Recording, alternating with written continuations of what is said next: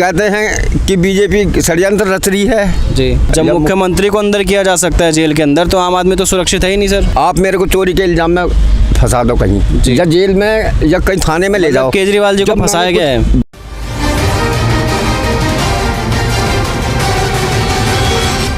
नमस्कार दोस्तों, मैं रजत तिवारी। आज हम चट्टन बटर पार्क में हैं। आपका बहुत बहुत रामेश्वर नगर चट्टन बटर पार्क में है। हमारे साथ विजेंद्र जी। विजेंद्र जी, आपका स्वागत है। हाँ जी।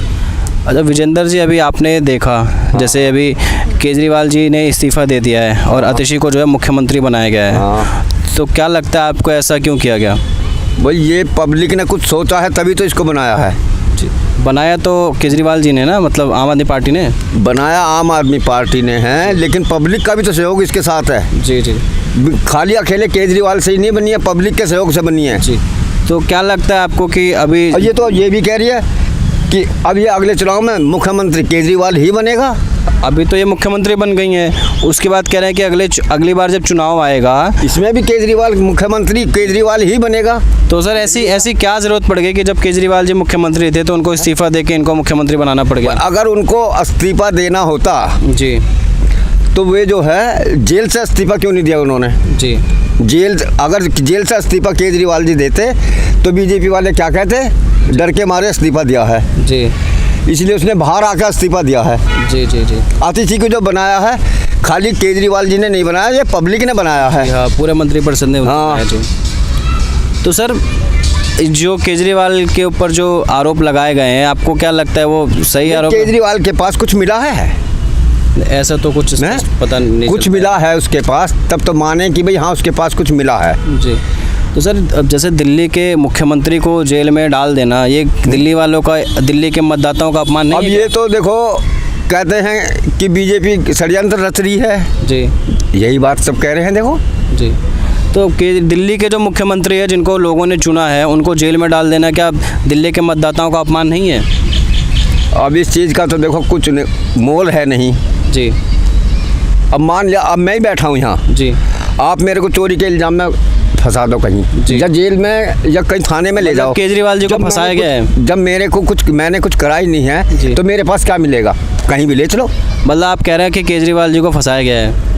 अब फंसाया गया है। तो सर ये किस तरह की राजनीतिक व्यवस्था है हमारे देश में, जहाँ पे एक राज्य के, एक केंद्र शासित प्रदेश के जो मुख्यमंत्री हैं उन तक को जो फंसा दिया गया है, तो जो देश का आम मतदाता है उसकी तो कोई सुनवाई नहीं है सर, बताइए। अब ये तो देखो अब पब्लिक की जान है जी भाई, ये तो पब्लिक के हाथ में है। जब मुख्यमंत्री को नहीं चलना, जब मुख्यमंत्री को अंदर किया जा सकता है जेल के अंदर, तो आम आदमी तो सुरक्षित है ही नहीं सर। ऐसे तो सुरक्षित कोई नहीं है। अब महिलाओं के साथ इतने अपराध हो रहे हैं जी, चाहे किसी की भी सरकार आ जाओ, यूपी है चाहे दिल्ली है चाहे हरियाणा चाहे पंजाब, कहीं भी चले जाओ जी हैं।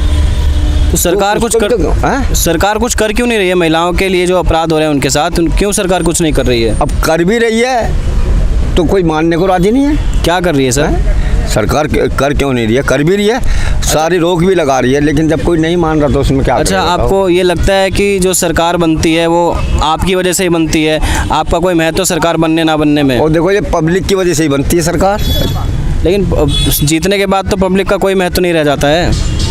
अब जीतने के बाद तो भाई जो कह नहीं रहे, अब जिसका पेट भर गया, अब मेरा तो पेट भर गया जी।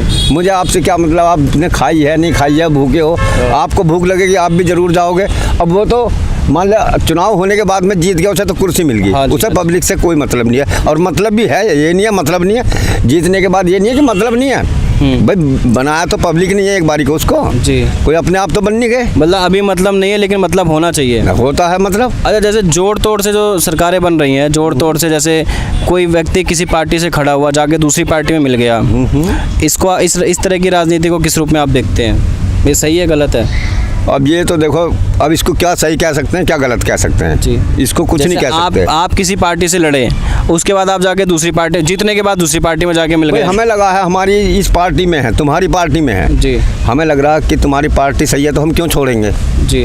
क्यों छोड़ेंगे तुम्हारी पार्टी को, या तुम्हारा साथ क्यों छोड़ेंगे? दूसरी पार्टी में ज़्यादा अच्छा बड़ा पद मिल रहा है तो आदमी छोड़ेगा।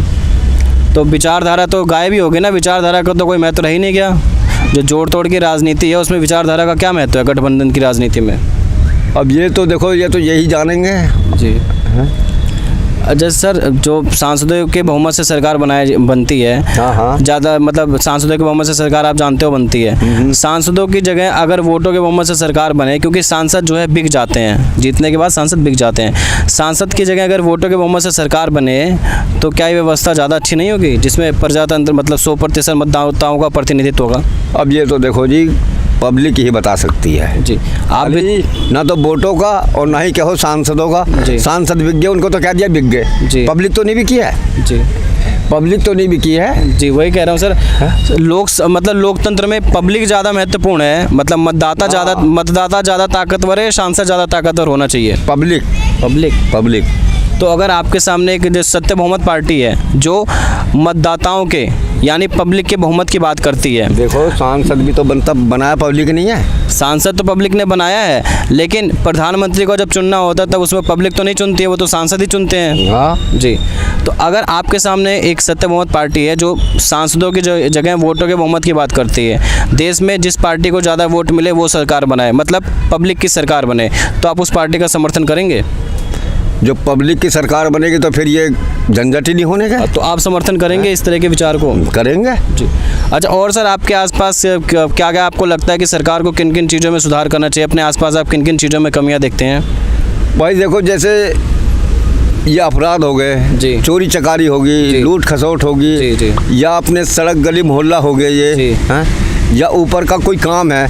अब मान लिया हम किसी काम के लिए जा रहे हैं सांसद के पास जी, अभी यहाँ है नहीं है जी, अभी बाहर गए फलाने दिन, अब तुम्हारा काम रुका पड़ा है आज के लिए जी, तो उसका क्या है जी? ये तो सही बात है सर। तो मतलब कोई आपके कहीं विधायक के, अभी किसी को विधायक के पास कोई लेटर लेके भेजा जी, 1 हफ्ते तक वहाँ विधायक नहीं मिल रहे हैं तो क्या होगा? काम अटक जाएगा आप हैं? अब वो तो पब्लिक का, मतलब जनता से कोई मतलब नहीं, जीतने के बाद जनता से कोई मतलब नहीं रहेगा, मतलब रह ही नहीं रहेगा फिर। सर अभी तो बारिश का भी मौसम चल रहा है, तो सड़कों की स्थिति दिल्ली में कैसी है सर? बहुत बुरी हालत है, देख रहे हो सब फ्लाईओवरों के नीचे पानी भर रहा है, या कहीं कोई गली मोहल्ला या सड़क कोई दिखाई दे रही है, सही सब जर्जर दिखाई दे रही है। तो सर इसको जो है सुधार क्यों नहीं किया जाता है सर? जब सबको पता है कि ये परेशानी है तो क्यों नहीं सुधार किया जाता है? अब यहाँ का कोई MP है या MLA है, इन चीज़ों का सुधार तो वो कौन सा देख रहा है आकर, या कौन सा वो आ रहा है? यहाँ तो आम पब्लिक चल रही है, जानकारी तो उसको भी होगी ही, क्यों नहीं? जब इलाके का है तो जानकारी नहीं है जी, क्यों सुधार नहीं करता सर?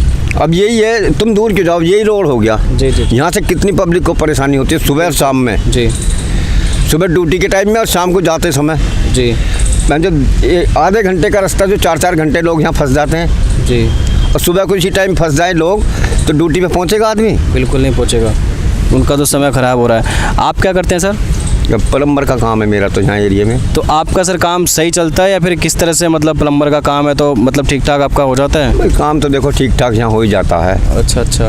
अच्छा सर, आप जब भी मतलब जब आप किसी को वोट देते हो, किसी भी पार्टी को आप चुनते हो, तो क्या सोच के चुनते हो?